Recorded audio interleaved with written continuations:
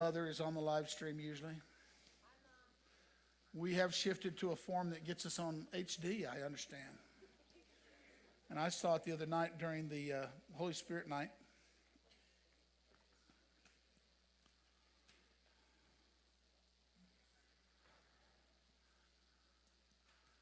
Okay, number one, and number one. We will finish on time. That's 8:10. We'll take a 10-minute break in the middle, and we will finish on time. We are going to record this. So welcome to the very first teaching of a class called Emmaus to New Jerusalem. For years I've called this the Emmaus Road. The change is you're going to get 24 lessons. You will get 5 that have never been given before from this format. So I'm rewriting it.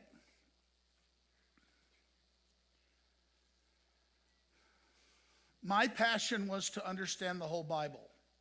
Years and years ago, I began to run into the phrase, "And I will be their God, and they will be my people." And I sort of saw that as a thematic expression of God's relationship to us that was in the text of Scripture. When I saw that, I said, I've got to look into this. And so I just began to look wherever I saw it. And what I found out is from Genesis to Revelation, you saw that phrase, "And I will be their God, and they will be my people." And so I said, okay, that's one thing I can mark down. That's a theme of the Bible. I always wanted to understand the Bible. I'm passionate about my Bible. I'm passionate about getting it. I used to study the systems of theology.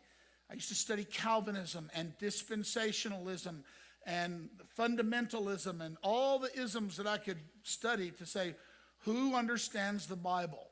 And for me, all of those isms were contextual. That is to say, they were all confined to some period of history that tied them to events that caused people to say, this is what's important. What I wanted was what rises up from the Bible and screams and says, this is what's important. And what I discovered was the understanding of covenant. My mentor in this is Malcolm Smith, great Bible teacher. I would tell you a story about how hard it was for me to get hold of his stuff and how passionately I pursued it. But that would detract from our time, so I won't do it. Let's go straight, if we will, to the scriptures themselves. I don't think I'm connected. Uh-oh. Try again. We're shining, and I'm not connected. I seem to be connected, but it won't move. Come help me if you can. So I can keep going without it, but come help me if you can. You have notes, so let's look at your scripture. Oh, this is what we will do. You will have every week a set of notes. They won't be exhaustive, but you will have a set of notes that should work for you. And you will have some things to fill in. I'll use the screen to give you the things that you need to fill in. I intentionally left you some blanks in your notes to help you pay attention. But I will be very careful to give you what you need.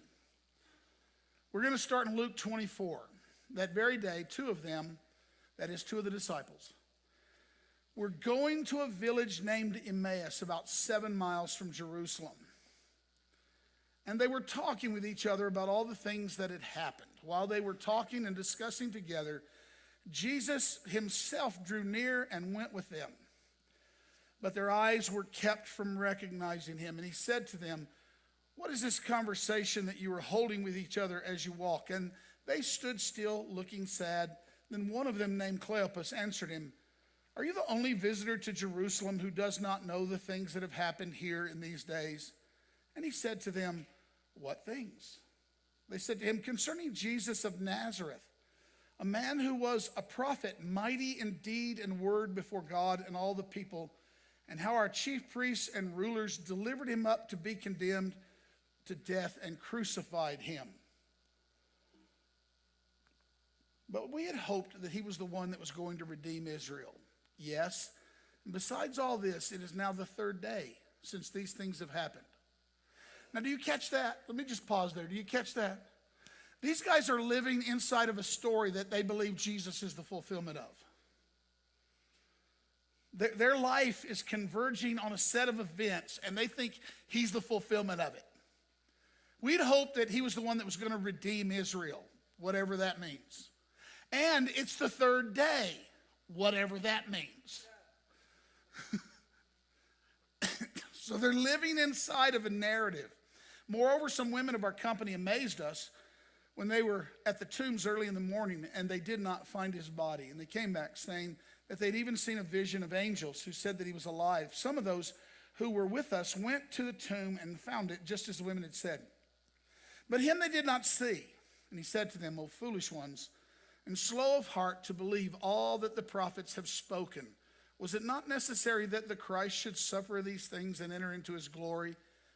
And beginning with Moses and all the prophets, he interpreted to them in all the scriptures the things concerning himself.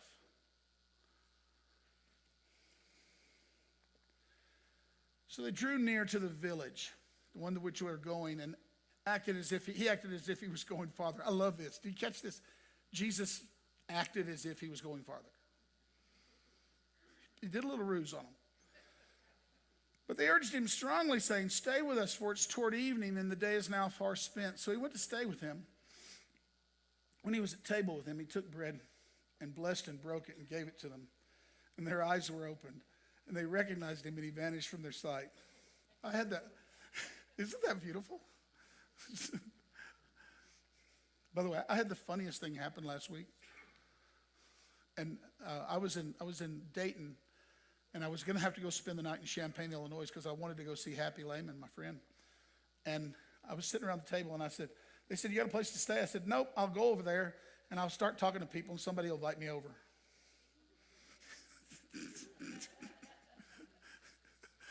I walked in that place, and they said, are you registered? I said, no, but I'm Happy's favorite, so you can just sign me up.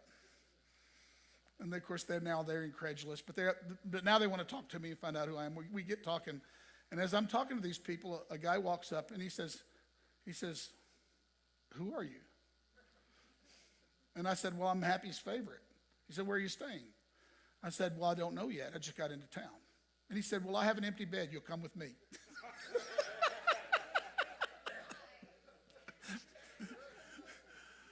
Anyway, this passage made me think of that.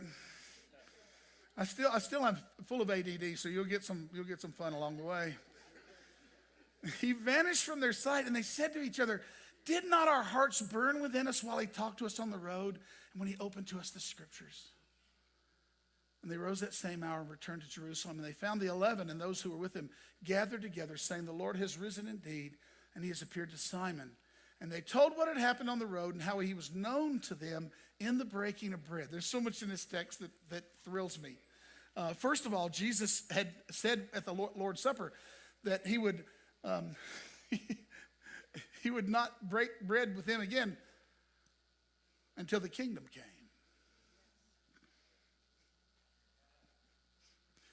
That's there. Second of all, and mostly, have you ever had the experience of your heart being set on fire from the teaching? I hope so, because I'm teaching you. You know, my experience when I came to know Christ and I started learning about him was that I was in evangelical, not Pentecostal churches, and sometimes I thought I was going to fly away, oh glory, because I would just catch on fire. Well, what lit these people up that night? It was that this man, who apparently knew nothing about what was going on, at least as far as they could tell, suddenly starts to tell them about all the things concerning himself in the scriptures. They still don't know who he is. But what he does is he tells them the story of the Bible. And as I read that, I remember I thought, I want to be in that Bible study. Right? And the Lord said, well, why don't you do that Bible study? Why don't you tell people all the things concerning Jesus? Because even though when I was trying to discover the story of the Bible, I knew one thing. It was the story of Jesus. Let me just tell you so you be sure and understand this. Your Bible is the story of one man. And the beauty of it is think of it this way. It was a group of people in search for one man. And these books get gathered as they're pursuing this one man so that the subject of this book stays about this one man before he arrives. The Bible is all about Jesus from cover to cover. The purpose of the Bible is to reveal Jesus from cover to cover. But the purpose of God is to have a people, or if you will, I'll go ahead and say it up front, to have a family. Someone asked me today, why do you believe in Jesus? And I go, well, that's not an adequate expression of what I am. I don't believe in Jesus. I know him. I'm in his family. I cry out to him and he shows up. I experience him. I could no more not be a Christian than I could not be my mother's son. It isn't a cognitive exchange that has happened inside of me. It is a life. It is a life union. Well, this unpacks it for us.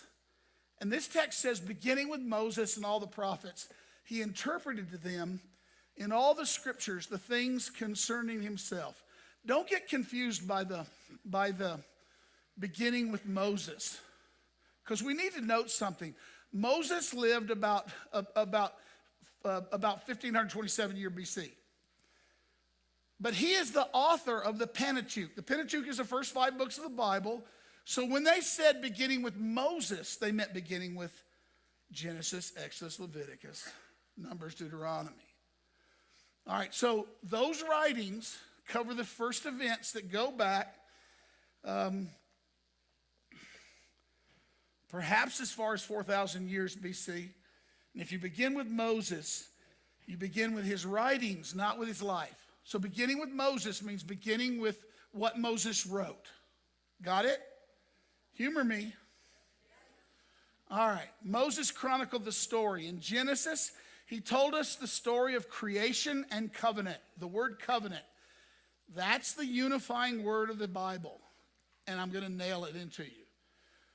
In the Exodus, he tells about the covenant people and their God, their relationship to their God. In Leviticus, he tells about the overseers of the covenant sacrifices. That's the Levitical tribe and the Levitical people. In Numbers, he tells about the covenant people, if you will, an army on the earth.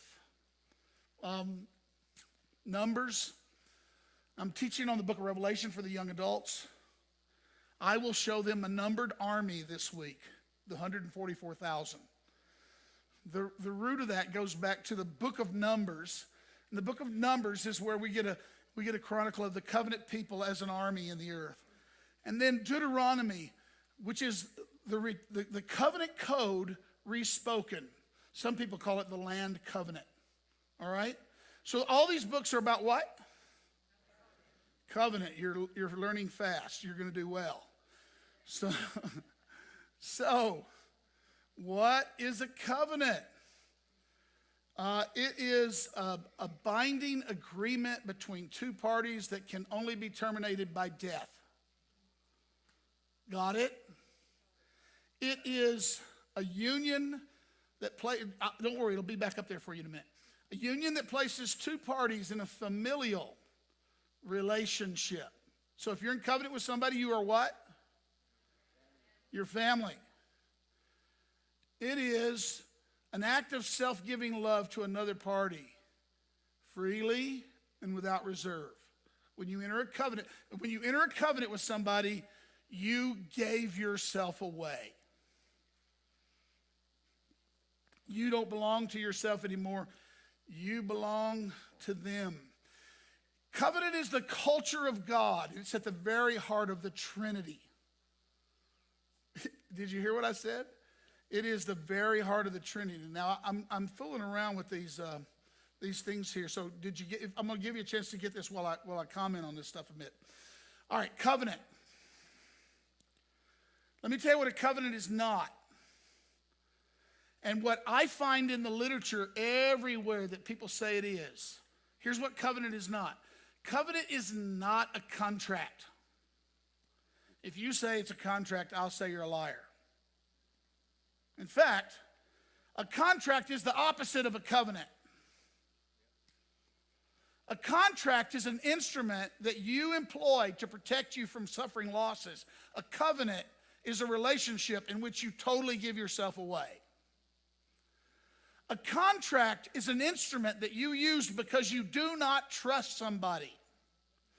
A covenant is complete trust and surrender. Are you getting this? Now, I know in lots of the literature, they'll use the language of treaty and contract. That misses the point of a covenant. It misses it. Are y'all getting these? I realized, I thought when I got to the end they would all be there, but they're not. So I'll have to help you catch up. An act of self-giving love. So when I got married to Mama Gail, I entered into a covenant relationship with her. There are various kinds of covenants. I actually don't have that on my slide. So you have that on your paper though, right? You have 3 kinds of covenants. What's the first kind of covenant you have on your paper? I'm sorry, what? No, that's not the...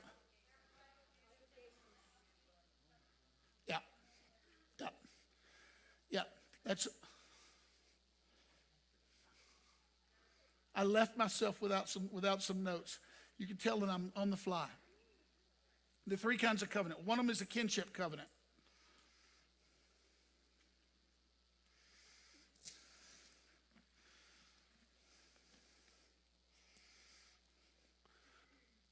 You're gonna give me a set of the notes? That'll work for me. Aren't you glad you're a pastor that makes mistakes?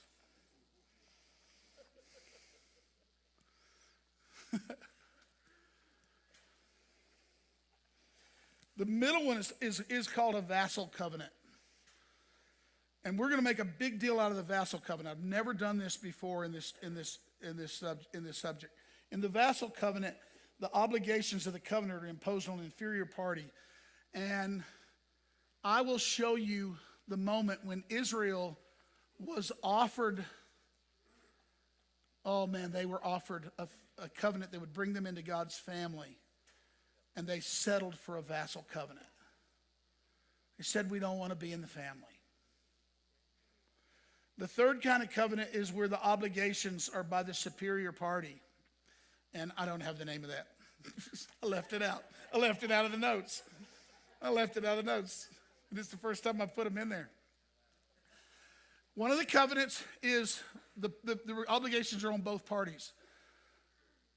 The vassal covenant is the obligations are on you. And this is where Israel said, we want that. And they put themselves in a covenant of law, and they constantly were breaking covenant, and they were constantly in trouble. And then there's a covenant where the shared obligations. There are obligations from God and from us at the same time. The Bible uses these 3 kind of covenants. I'm going to unpack them for you as we go. How are they made? Mama Gail and I entered into a covenant relationship a long time ago, 40 years ago. Now, hear me when I tell you this. I'm going to get these 10 characteristics, and I'll leave that up there. These 10 characteristics are how covenants are made. Gail, did I see you in here? Are you going to stay? So you'll come help me in a minute. Come up here and help me. We want to demonstrate the covenant.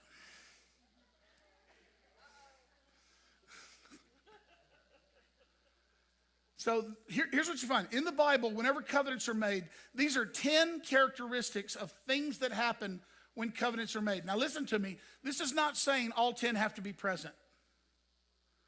But here's what's interesting. Most of these 10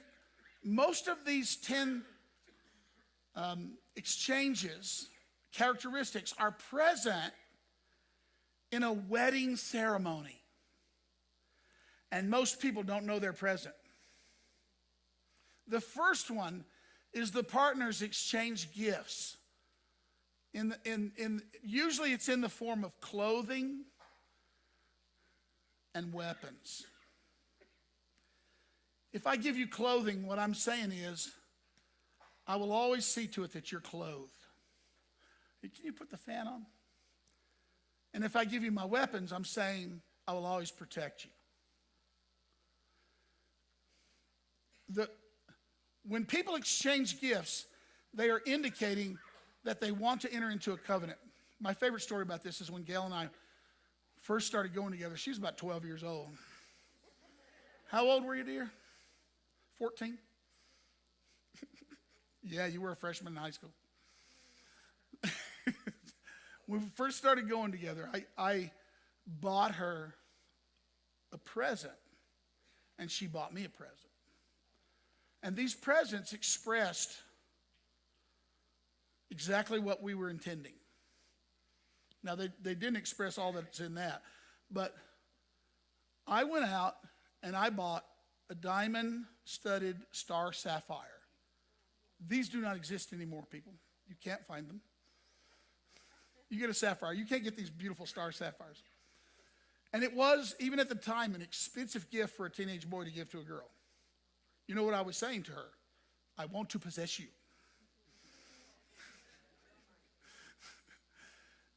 She bought me some homemade jerseys with ironed-on letters. They were nice.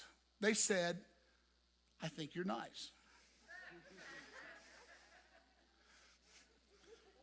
I gave her a gift that scared her, right? She gave me a gift that modified me. You understand? And so when you're going into covenant, the first thing you want to do is you exchange gifts. The second thing you do is you begin to recount the relationship. You don't enter into a covenant with somebody that you don't have a relationship with. You get to know them a little bit. David and Jonathan got to know each other a little bit. Even old Abraham and Abimelech knew each other a little bit, and had something that each could benefit by. Gail and I, everybody says, oh, y'all were high school sweethearts. No, we were a high school train wreck. And I was wanting to be sweethearts, and she was wanting to be safe. Do you understand this? And so Gail always tells the story about when I went away to college. Now, Gail's front door was 1 mile from my front door. Mississippi College was less than 2 miles from either one of our front doors. But I was going away to college.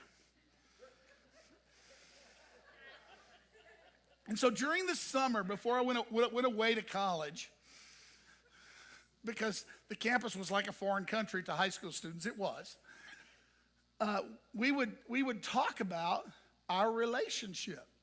And it's wonderful how when you're in high school, you can talk about all the things you've been through together. You know, prom, homecoming, all the things that you survived together. And so we did that. Then what happens, now those are introductory steps. When you get serious about covenant, you start saying, let's make a covenant. Here's what we're going to actually do. Now, for Gail and I, the covenant making process didn't really start until I went away to college, and she missed me and came and found me. and then she came and she told me that literally when Gail came and found me, here were the terms of the covenant. We're going to get married and we're going to be together forever. She was maybe 16 at the time, and I was 18 at the time. Yes, this is true. And people always ask me, how did you get engaged? I always say, Gail told me to get her a ring. It's been pretty much how my life has gone since then. And listen, it's working out, so you should try it. So people say, well, how does marriage work? Do everything she says.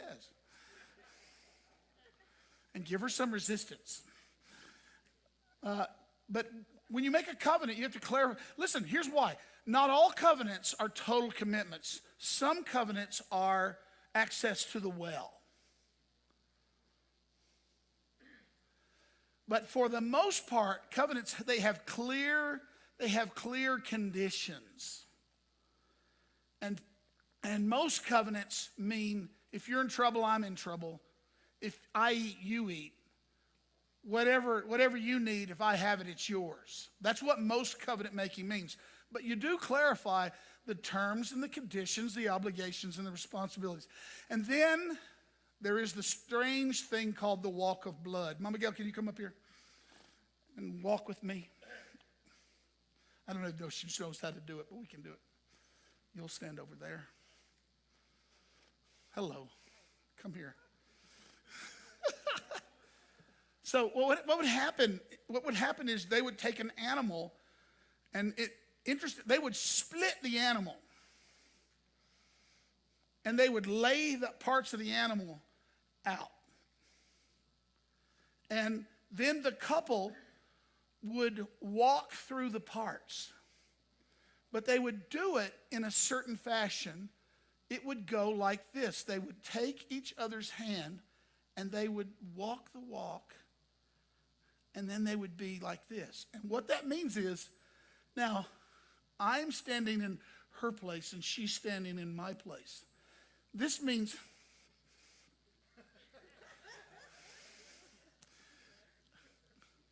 we become one.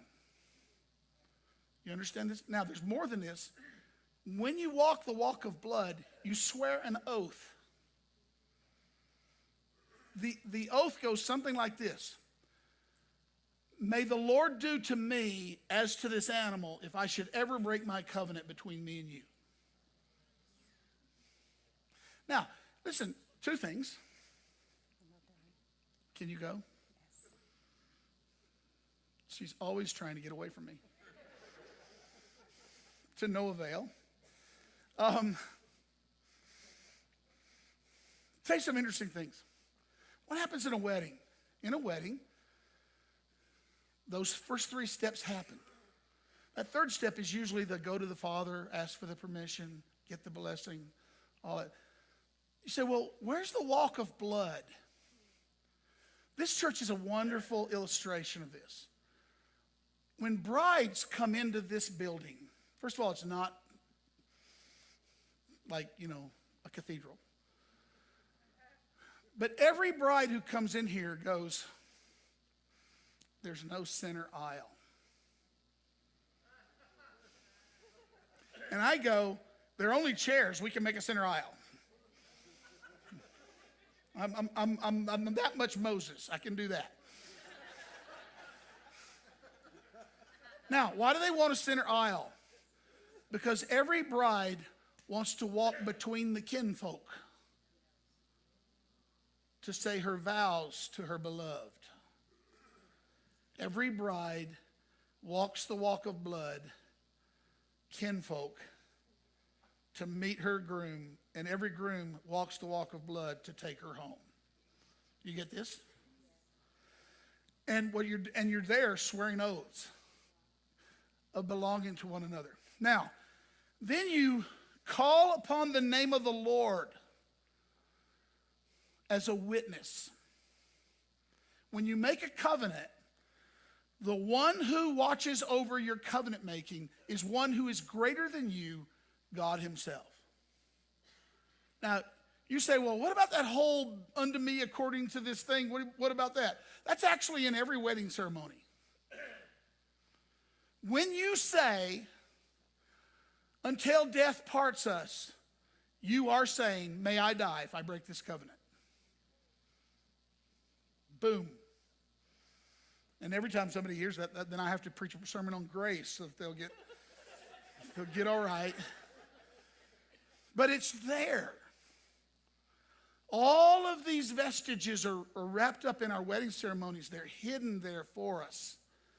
How covenants are made. Then there is the reading of the blessings that once they're agreed on, they're sworn, they're read. You read the blessings and the curses. And that's what happens when you say the vows to each other. Then there is the oath of confirmation upon the cutting of the flesh. Now this is where I should have included the little clip. My favorite covenant clip in movie land is the outlaw Josie Wales. If you have not seen this movie, you are not sufficiently redeemed. I think you have to be 17 though, so be careful. It is a typical Eastwood bloody mess. But the bloody mess that I like that's in it is when Eastwood rides out alone to go meet Tin Bears and his tribe. The tribe's coming to kill Eastwood and the settlers, and it's because they're on their land. And Eastwood says, gives words, speaks to him words of life and words of death. And Tin Bears decides that his words are iron, and he says, and it will be life. And then Clint Eastwood cuts his hand. Tin Bears cuts his hand, and they join their bloody hands. And the blood, and their arms, the blood runs down their arms. It's a beautiful thing. It's a beautiful thing. I don't know if kids are like they were. When I was a kid, and this is going to terrify every mother in here. When I was a kid, our favorite thing was to bleed in combat. You know, you're playing football in the yard and you bump heads and your head pops open, or you're riding bikes and you skid out in some gravel and your knees are ripped open, but blood, man, there's some blood, and you're doing that thing, you know, where you want to cry, but you're doing that thing, you know. But then you seize on an idea and you say, we need to be blood brothers. And you stick your bloody knees together. I know, this was before we knew about AIDS or anything. This was, all we knew about was Daniel Boone. And you became blood brother. Oh, but we did know this. Deeply we knew that it meant belonging to one another. Fighting for one another, standing with one another. We knew it. We knew it in a deep place. The oath of confirmation and the cutting of the flesh. Hey guys, this is why God made virginity. This is the reason God designed the body. So that when the sexual encounter occurs, it's a bloody exchange.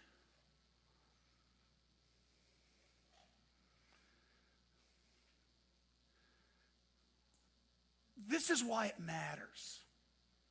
You're entering into a covenant with somebody and you're giving yourself to them, male or female, for the first time. This is why God, when he made a covenant with Israel, he cut the foreskin of the men's sex organ. He was bringing the blood home to the male.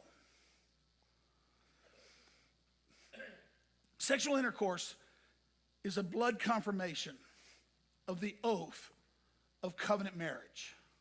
And it's beautiful.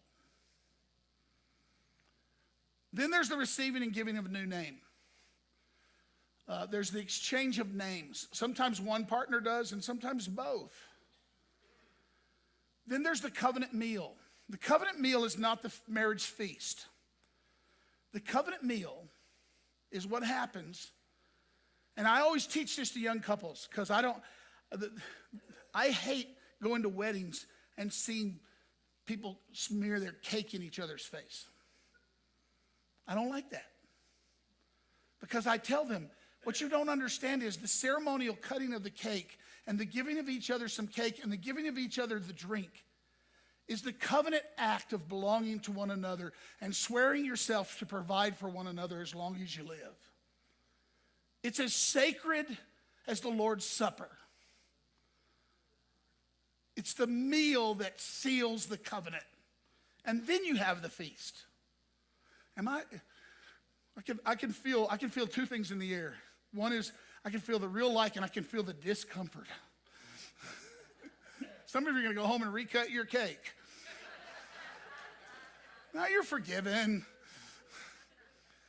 And then there's the marking of the location as a means of remembrance. Do you know what locations do for us? They carry us back. Gail and I just did our 40th anniversary, and one of the things we did was make a little pilgrimage to Mississippi College when we were home in Mississippi, and we went to a specific place. We went to the chapel because it was the chapel at the college where we got married. And what happens, the reason that listen, there's no such thing as holy places. And then there is every such thing as holy places. One place is as any other place until something is attached to it. And then you go to that place and you're carried back into that. And so I used to drive Gail crazy because we'd take the kids home and I would go, and over here is where I got saved, and that church building that's where I got baptized. And oh, yeah, we were there the first time Gail kissed me.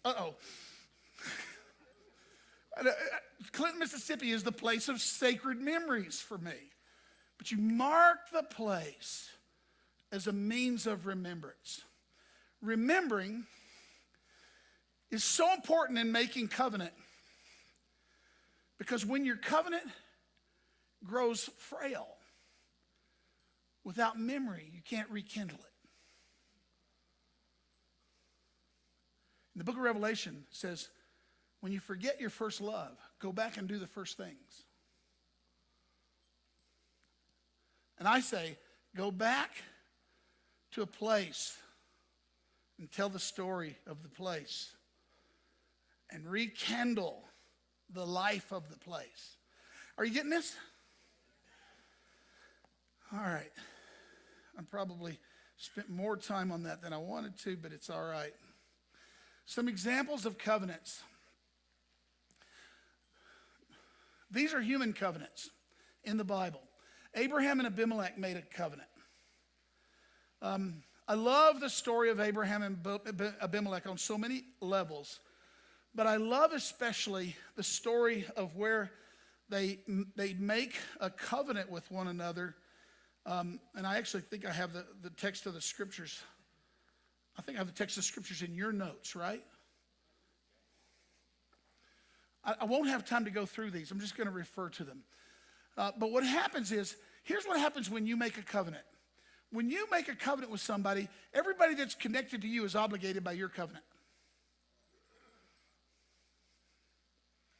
When you make a covenant with somebody, everybody who's kin to you is obligated by your covenant. How does that work?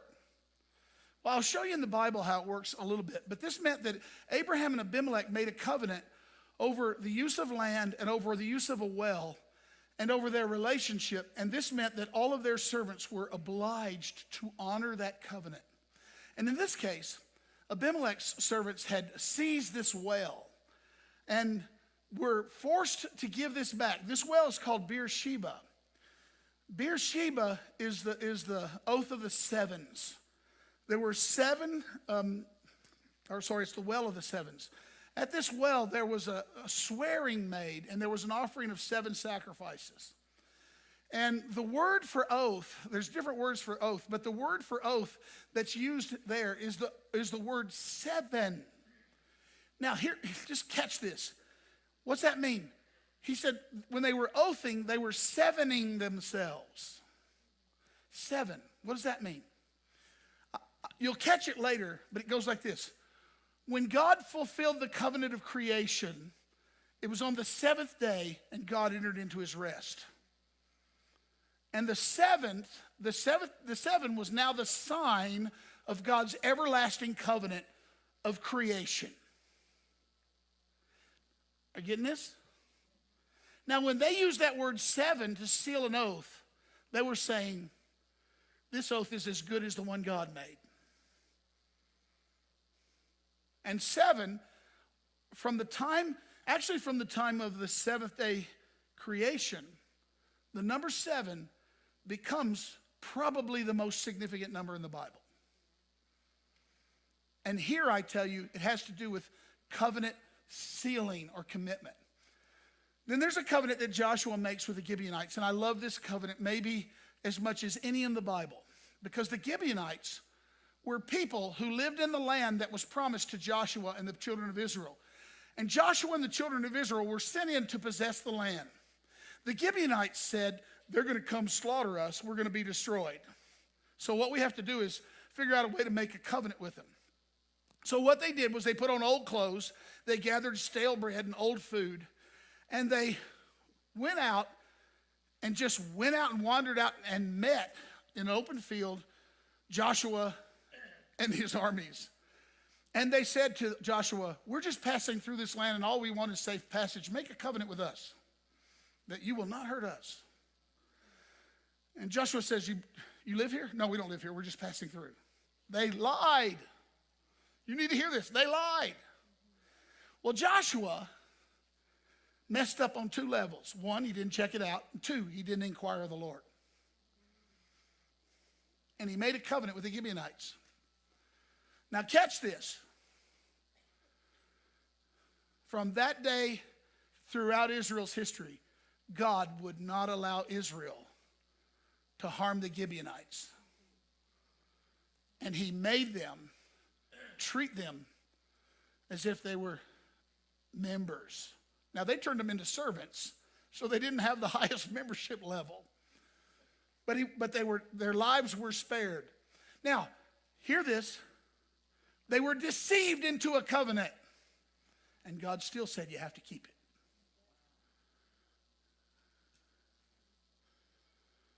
Let that one sink in. David and Jonathan. Love David and Jonathan. Jonathan is virtually the heir apparent to King Saul. And David is God's selected replacement for Saul. And Jonathan makes a covenant with David, assuring that Jonathan would never have a chance to gain his father's kingdom. And also assuring that Jonathan would then become David's own protector in Saul's house. It's a fantastic covenant. It's a man making a covenant against what we would consider to be the best thing for him. And then Zedekiah and Nebuchadnezzar. And this is also fascinating. You know who Zedekiah was? The last king of Judah. And he broke his covenant with Nebuchadnezzar, and God came down on the side of Nebuchadnezzar. Boom. Are you getting this? Take a break. We're 45 minutes in.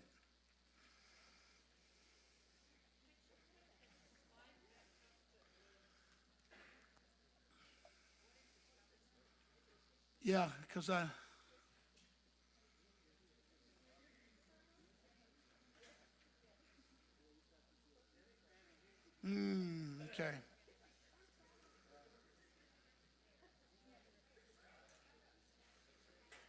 Here's the problem. I can't get them all up there at once.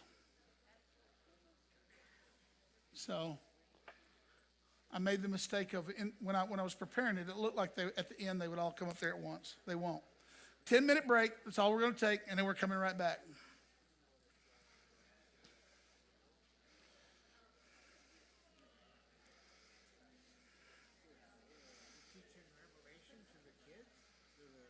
I am. I want to come. You can't.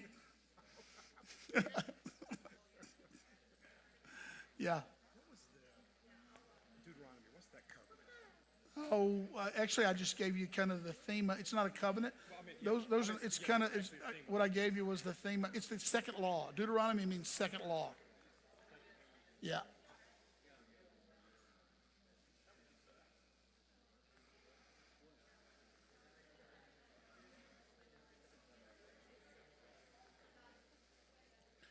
That didn't seem like 45 minutes, did it? So this is going to be okay.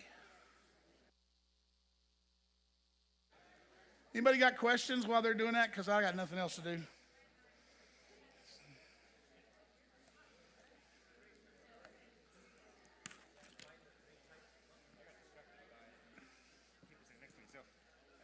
you said Genesis is the creation and the covenant, Exodus is the covenant people and their God.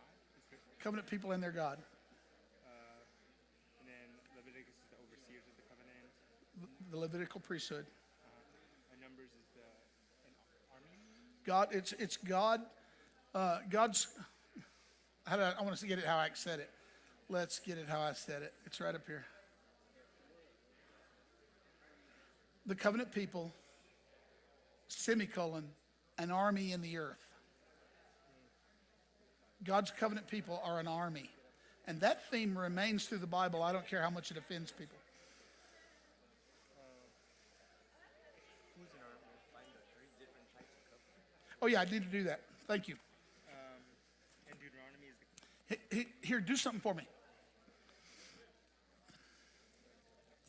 Grab the book in Gail's desk, on Gail's desk. It's a thick book by Scott Hahn called Kinship by Covenant. Bring that to me. Deuteronomy is the covenant. It's the covenant code redo. It's really the second giving of the law, and it is a land covenant. And then did you do something with Revelation? Did I do anything with Revelation? Like, is that a covenant of anything? No. Listen, these are not covenants. That's just the theme of those books. Yeah, that's right. Okay, and that's the second time I got that question, so I'll have to clarify it. I will clarify it. Thank you very much. Yeah.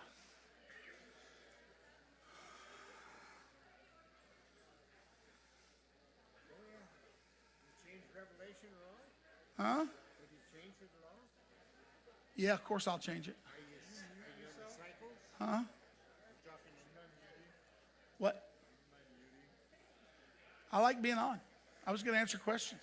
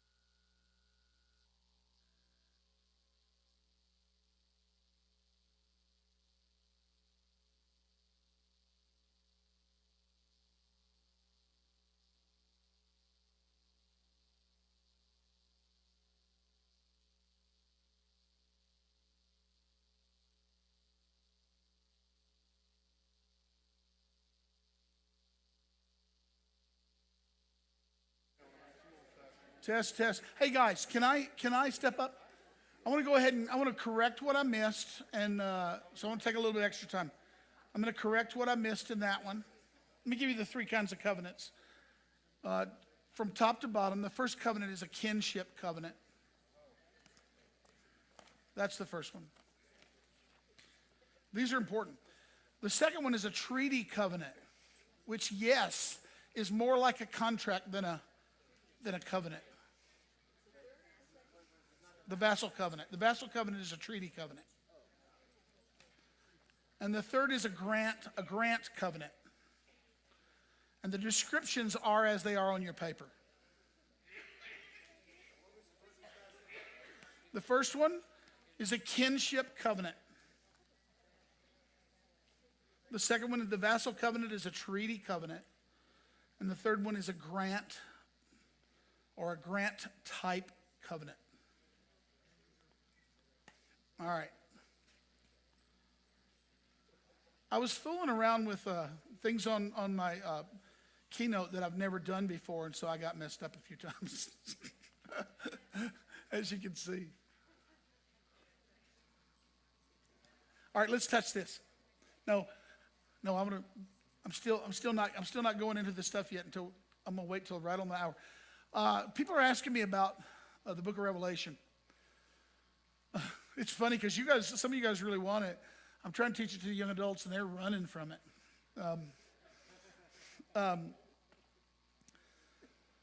The teaching I give on the book of Revelation is this: that the book of Revelation is actually 7 parallel and progressive visions. And that if you try to understand the book of Revelation in a linear fashion rather than a progressive parallel fashion, then you'll come up with all the stuff that people have come up with.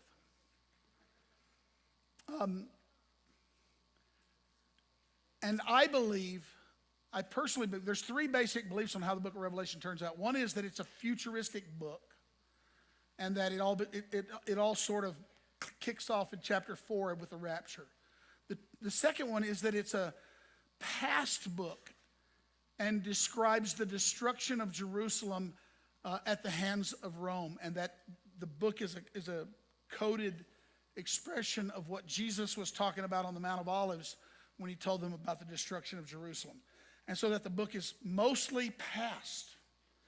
And then the third way is that the book is present and future, which is to say that the things in the book of Revelation are actually unfolding now as we live, and that they will progressively move toward the things that are future. And so that it's 7 visions. And the way I'm going to teach it to the young adults is, I just finished the first vision.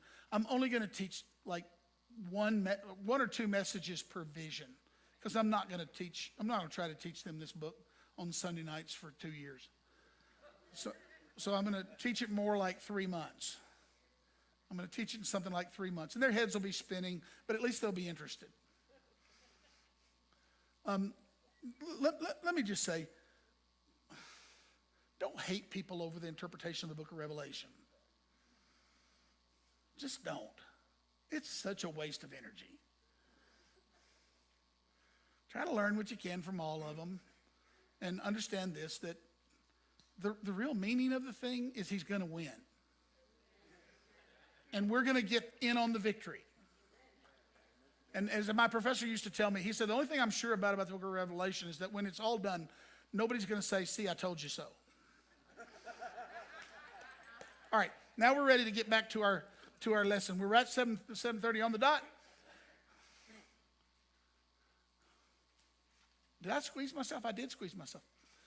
All right. The everlasting covenant. Let me tell you what I've also done. You don't have any covenants yet. You have some human covenants. When I gave you the 5 books of Moses, those are not 5 covenants. Those are not 5 covenants. Those are all part of the Torah, and they're all part of the description of one covenant, but those are not separate covenants. Those are one covenant being worked out. I'm going to give you 7 covenants, and the everlasting covenant is not one of them. In the book of Hebrews we read, now may the God of peace who brought again from the dead our Lord Jesus, the great shepherd of the sheep, a passage we'll be looking at in a few weeks, by the blood of the eternal covenant. Now this is a blessing that's spoken in the book of Hebrews. I'd left out the blessing. That's spoken by the blood of the eternal covenant. I think that is expressed in in Ephesians, where it says, to me, though I am the very least of all the saints, his grace was given to preach to the Gentiles the unsearchable riches of Christ and to bring to light for everyone what is the plan of the mystery hidden for the ages in God who created all things, so that through the church the manifold wisdom of God might now be made known to the rulers and authorities in heavenly places. This was according to the eternal purpose that he realized in Christ Jesus our Lord. You don't have that passage? That's fine. I'm actually okay with that. The everlasting covenant, make yourself a note on that. The everlasting covenant is the rubric for God's plan of salvation through all the ages. Which means this: when God created the world, before he created the world, in the intentions of God was to make an everlasting covenant. In other words, God didn't create and have a mess on his hands. He created from a plan in his heart. The world is not a mistake. It is a mess. God's covenant is his answer to the mess. And the whole world says, why is so many bad things in the world? We don't have the why, we have the what. The question that we ask is, what has God done about the mess?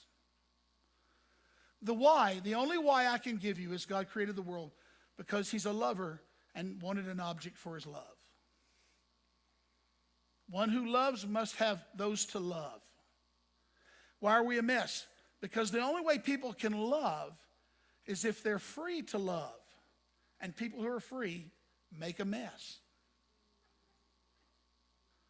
And God's plan of salvation is to make a free people free.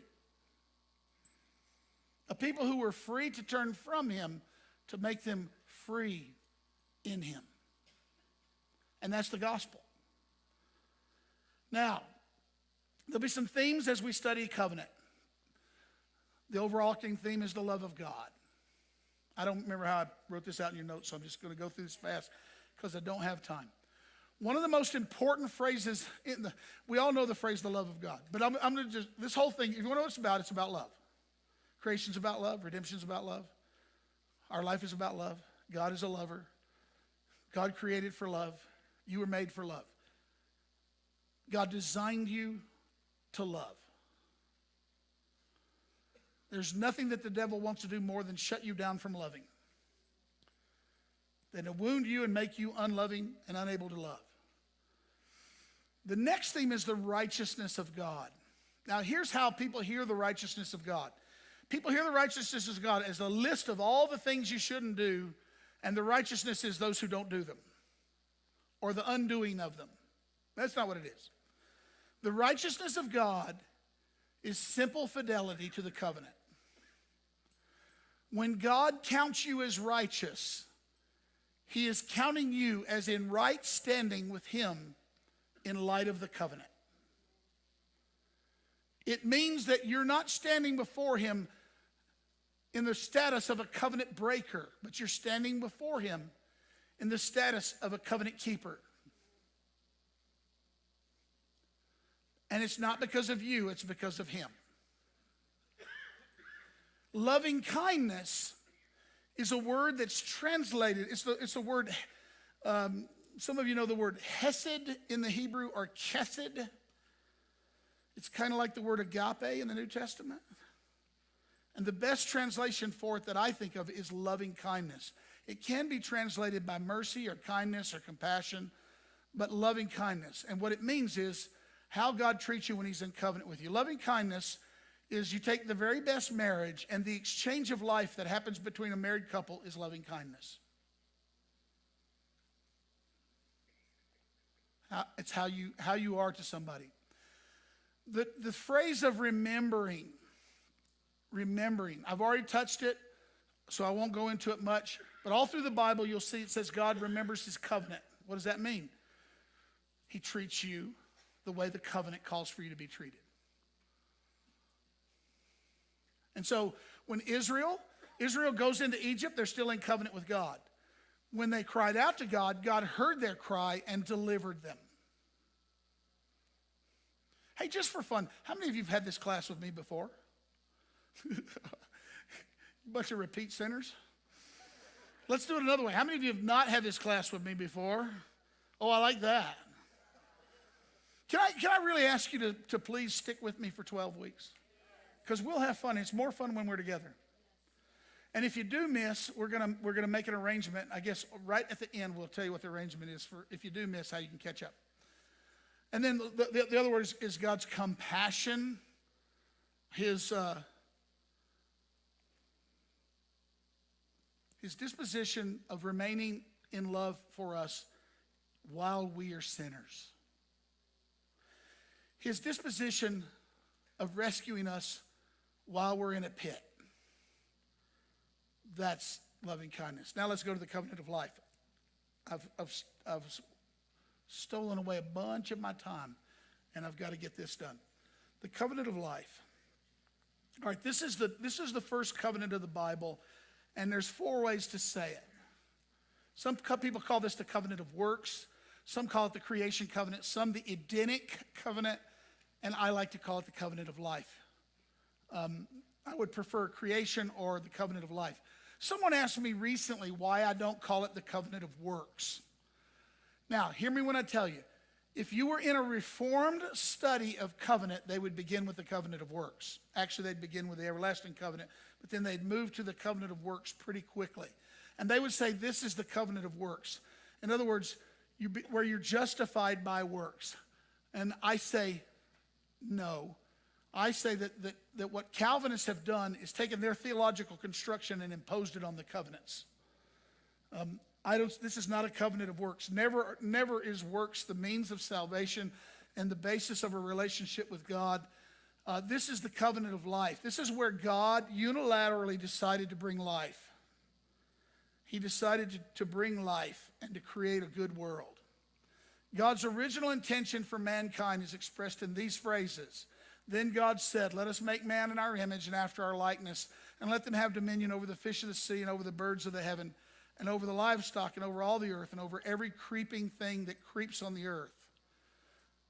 Number 1 thing to get here, you're created in the image of God. Please, this is why Christians care about creation over evolution.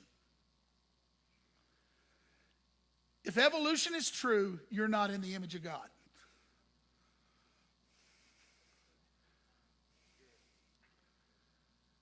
We were made in the image of God. We are stamped with God's image. He made us, and he made us for himself. And listen, I'm not a scientist, and I don't want to argue with scientists. I'm going to stick with what I know, that I'm made in the image of God, and this is why life is precious. If you're a product of the processes of evolution, then you are as disposable as every other life form that has ever come. And I can go into a whole bunch of things about that.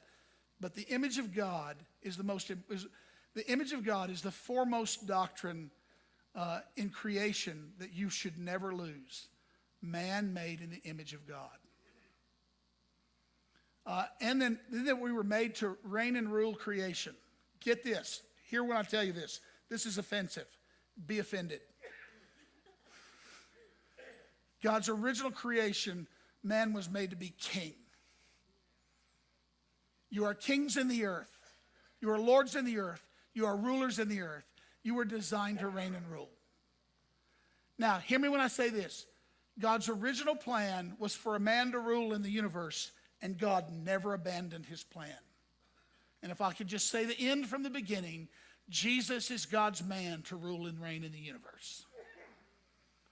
And so the plan that God laid out here of dominion is the plan that Jesus fulfills, and it's the reason the book of Revelation explodes with the praise, he is King of Kings and he is Lord of Lords.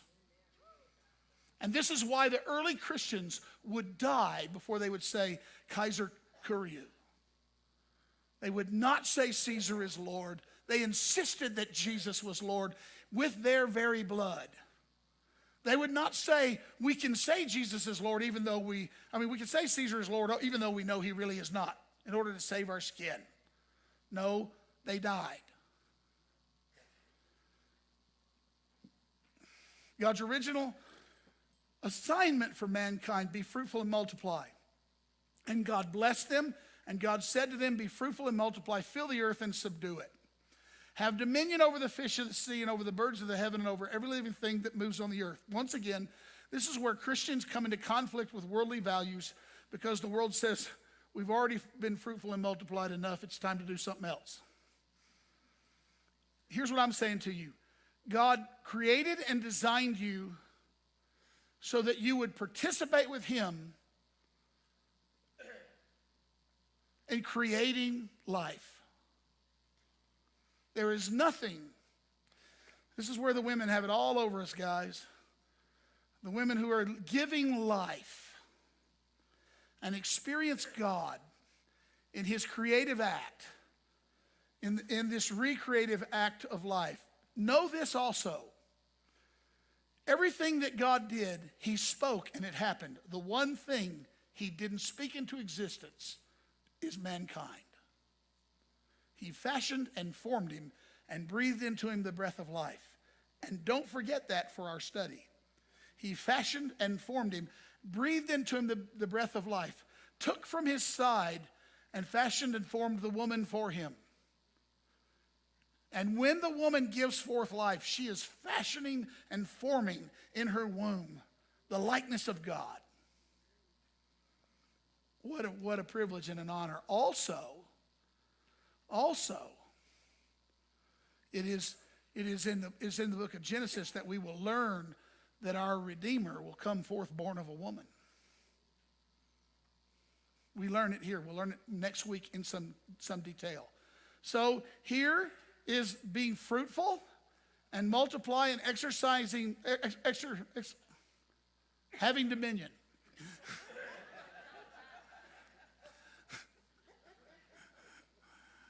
Fill the earth and subdue it. There's an implication in that, and I'll touch it in a minute. By the way, please get hold of this. I want to say this. It's not particularly in the notes. God spoke, and the world was created. The capacity to receive the speaking voice of God is God's intention for mankind. And he never leaves that either. He intended you to receive his speaking voice. And the fall was when we heard the voice of the serpent instead of the voice of the Lord. And everything about our redemption is where he causes us to once again hear his voice. And this is why it's not a surprise to me that even in Christendom, there is nothing that the church does more to suppress than the speaking voice of God. Because we ourselves are so deceived and honestly also afraid. Afraid of being deceived. Am I on the right page? God's original blessing of mankind. And God said, behold, I've given you every plant yielding seed that is on the face of the earth, and every tree with seed in its fruit, and you shall have them for food. And every beast of the earth, and every bird of the heaven, and everything that creeps on the earth, and everything that has breath of life, I have given every green plant for food. And it was so. Now here's what you need to know. God did not allow them to take the life of animals and consume it. He only allowed them in the creation order to eat that which grew from the ground. So he had given the fruit of the ground for sustenance. It's important for you to just plant this in your mind, because there's going to be some reversals that take place. And I want to mark them when they happen. Now I'll tell you what I'm doing, and I'm doing it without you noticing. I'm demonstrating to you that creation is a covenant, and I need to demonstrate it because listen when I tell you, the Bible doesn't say creation is a covenant. So I'm putting that out there to let it be known. Then, Pastor, why are you saying that creation is a covenant? Because every characteristic of covenant making that is in the Bible that follows is in the creation story. You following this? A God who clothes us and feeds us. He gives us gifts. A God who establishes a relationship with us. A God who gives us obligations. A God who puts restrictions on us. A God who says, do this and not this. Everything that's in covenant making is in the creation story. Here's what I'm telling you. I literally believe that covenant is God's culture. So if you want to know how to make life work on earth, make it covenantal, not corporate. Covenantal, not contractual. Some of you will get this. I'm dropping seeds. Some of you will get this. Some of you will struggle. I've just done a study on the vineyard, a 20-year slice of the vineyard. And the vineyard wonderfully captured the voice of God, the gifts of God, the work of God, and then acted like a corporation instead of a covenant family. And it affected their relational outcomes. You and I are in a covenant family. There's some things about our church that are important to me. We've had people whose roles have changed in this church, but their status in the family hasn't changed. We've had people who've made mistakes in this church, but their status in the family hasn't changed. In fact, there's nothing more serious that a church does than put somebody out of the family. Nothing more serious. And so what we try to do is deal with every problem while keeping each other in the family. You follow this? This is really important. It's really important that we in the church treat sin without breaking relationships as much as possible, like our Father treats us. A special covenant blessing. Thus, the heavens and the earth were finished and all the hosts of them. And on the seventh day, God finished his work that he had done. And he rested on the seventh day from all his work that he had done. So God blessed the seventh day and made it holy, because on it God rested from his work that he had done. And so in this way, God gave the Sabbath as a sign of relationship. Now I want you to learn something here. What we have done historically is turn the Sabbath into the most miserable day in the history of the world.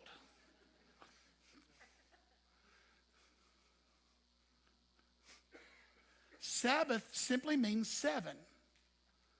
And Sabbath is the day of rest. And Sabbath is the day that, let me see if I put it this way. Yeah, there you go. It's right there. The Sabbath blessing. The Sabbath is the seventh day of God's creation. Here's what it means. God labored unto the seven and then rested. The crown of creation on day 6 was God made man, commissioned him. He made man, he commissioned him, and then he said, we're taking the day off. So, get this. Man's first full day was Sabbath.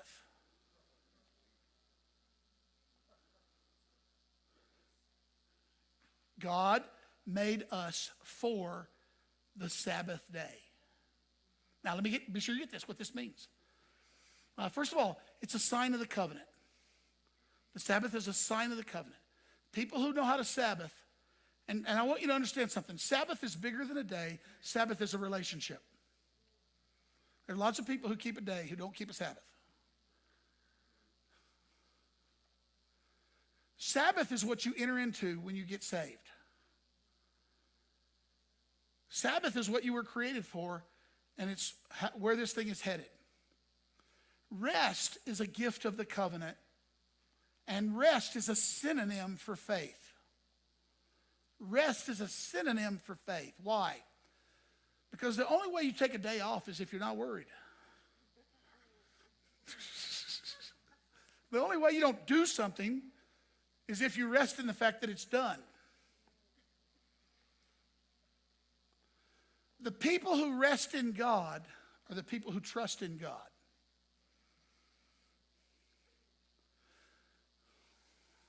All the time I'm talking to people about entering into rest. This is why it's so wonderful. Do you want to know how to live a life of miracles? I'm going to tell you everything I know about living a life of miracles. It's not your job. Miracles are what you receive, not what you accomplish. People who get miracles rest their way into miracles. They don't work their way into them. I remember when I first started praying for people for healing. Patrick, will you come up here? When I first started praying for people for healing, can I lay my hands on you? Yes. Do you mind? When I first started praying for people for healing, I would go, like I was trying to get it out of me. I'm sorry, right? And then when I finally saw miracles, I started going, thank you, Jesus. Because it's not something. Lord bless Patrick. You better go sit down. It's not something you accomplish. You got this? How do you do miracles? It takes the pressure off. I remember, I was like 1998. I first met Randy in 98. He was here, and I said, I want to learn how to do what he does. And Randy said, well, come with me to Cincinnati. So I went to Ohio. I went to Cincinnati. We're in Cleddy Keith's church. You know that church? Cleddy Keith's church. And Randy says, so you want to learn how to do this? Yeah. He said, follow me around. So I just started following him around. I'm like, when's he going to teach me? He's like, give me your hand, Alan. Put your hand here. And he walked off and left me. And that was my teaching right there. That was my teaching. And I'm like, oh, okay, I can do that. And I started doing that. And now I realize it's not my job. My job is to rest in the Lord, trust in the Lord. All right, I got to go. I got to hurry. Hallelujah. Yeah, I'm doing it. The marks of covenant in creation. Number one, God's voice creates the world from nothing. It's a unilateral commitment. Now, every covenant is initiated by the voice of God. So hear me when I tell you this. Men do not initiate covenants with God. God initiates covenants with man. He speaks to us and calls us into a covenant. We can initiate covenants with each other. This is why, by the way, that for American Christians to act like America is the same as Israel in some way. Like Israel had a covenant with God, so America has a covenant with God. It's not the same thing.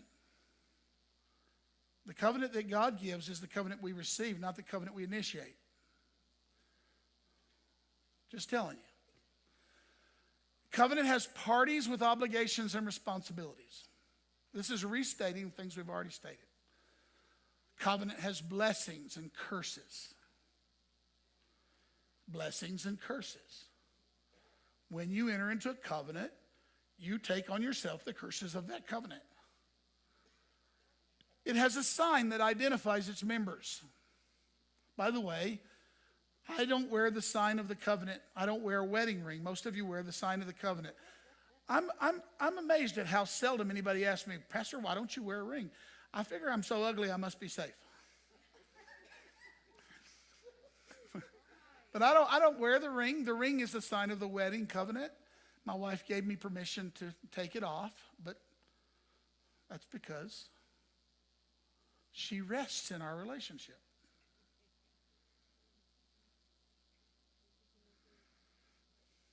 Do you get this? And the marks of the covenant has a specific locale. This is why the covenant is sometimes called the Edenic covenant, because it happened in Eden. I'm going to tell you real quick things that are not in the notes.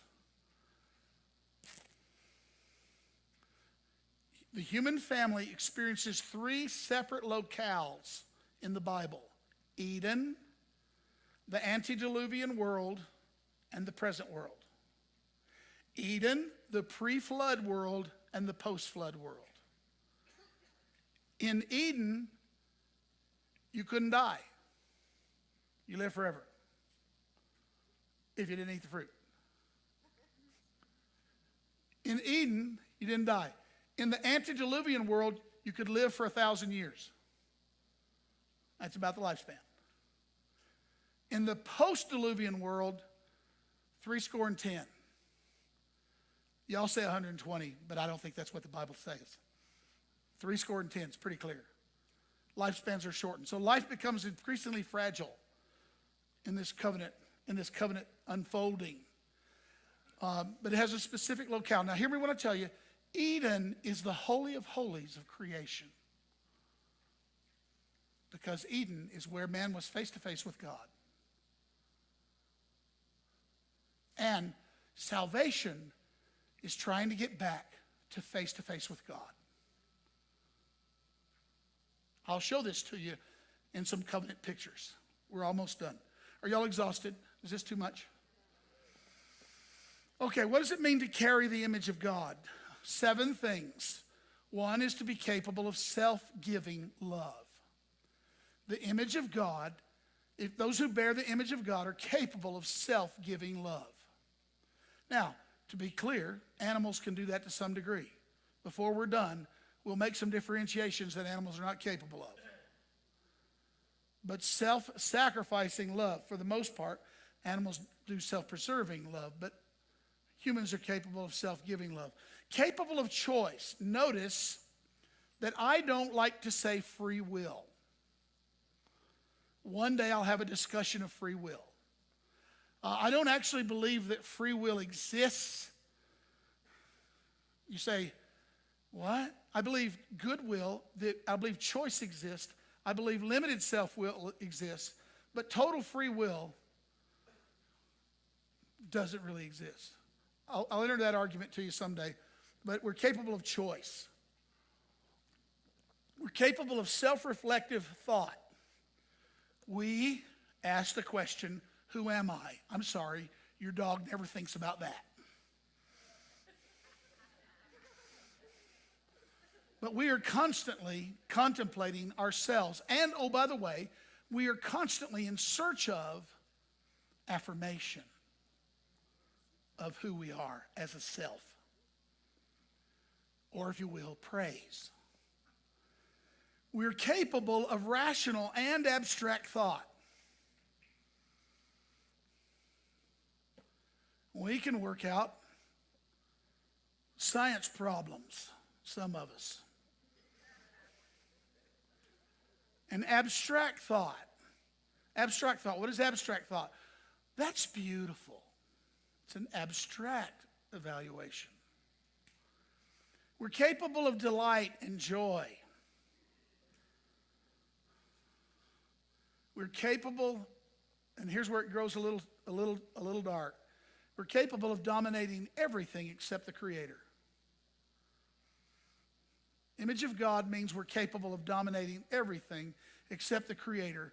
And then finally, it means we're capable of rivaling the Creator. What do you mean by that? Oh, I don't mean we can overthrow Him. I just mean we can spit and fume like we think we can. Do you follow this? We can say no.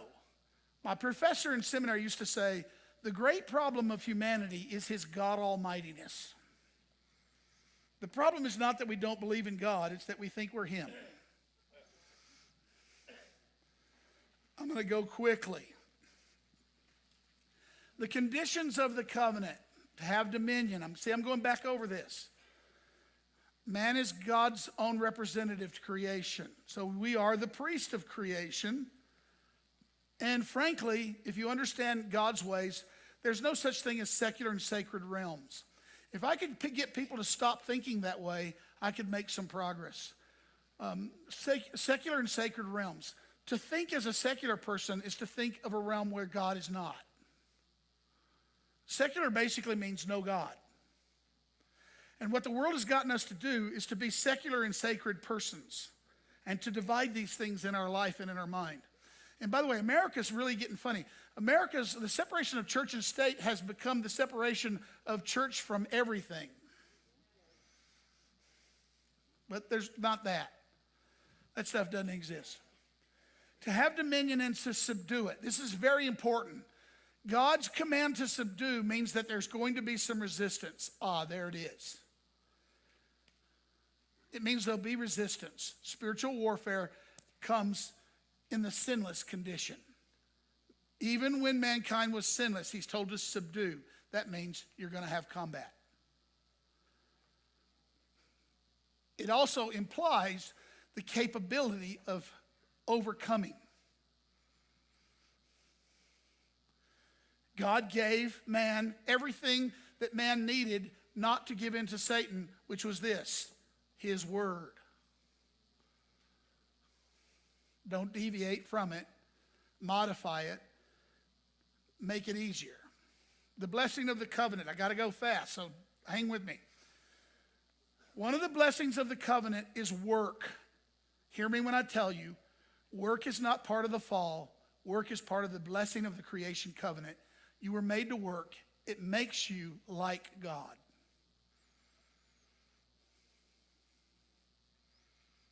Receive your work. Stop resisting your work.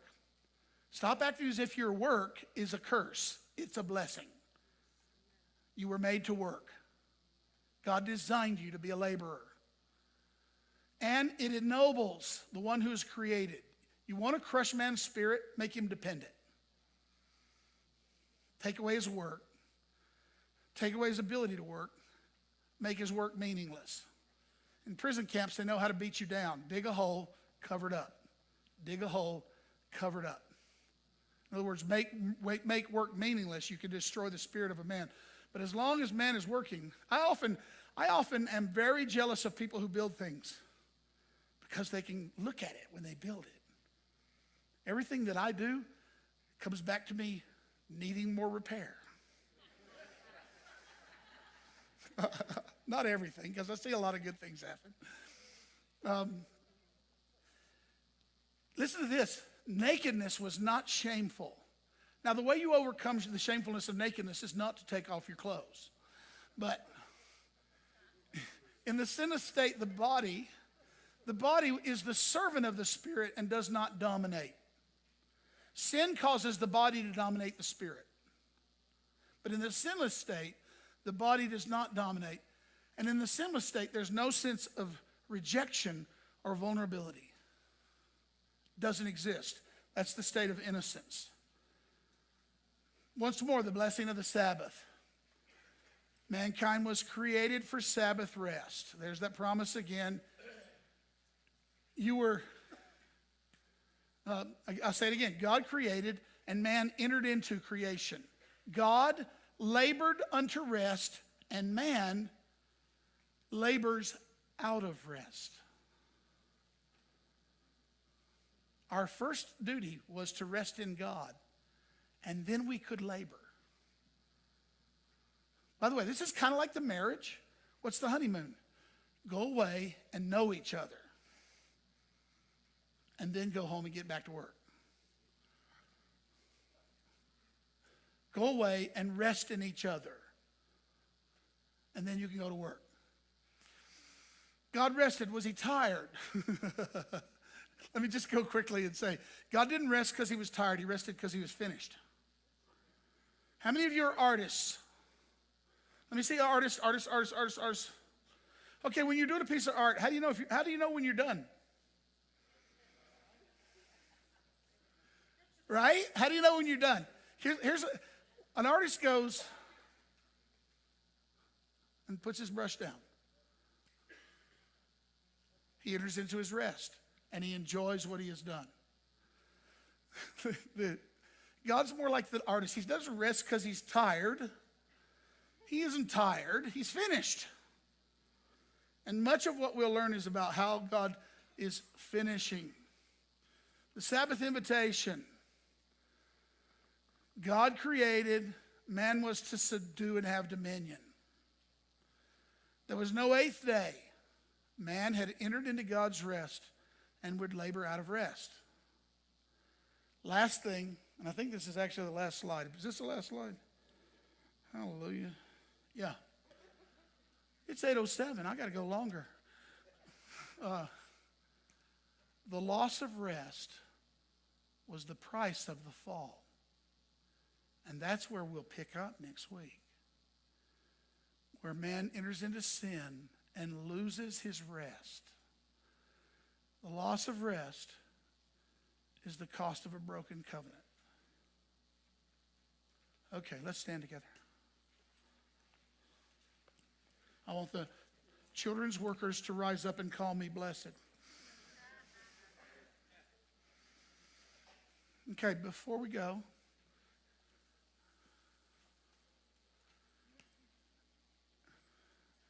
and here's the obligation. Here's an obligation we have to go.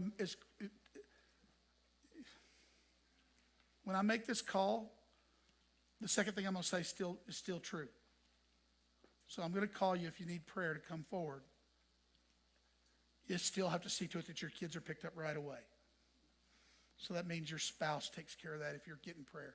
But I want to say, if there's anybody here that needs prayer tonight, we want to bless you, lay hands on you, pray for you. Come forward very quickly. Come on, this is the house of prayer. It's a house of prayer. House of prayer. House of prayer. Now I'm going to speak the Aaronic blessing, and then my ministry team is going to come lay hands on these folks and just bless them.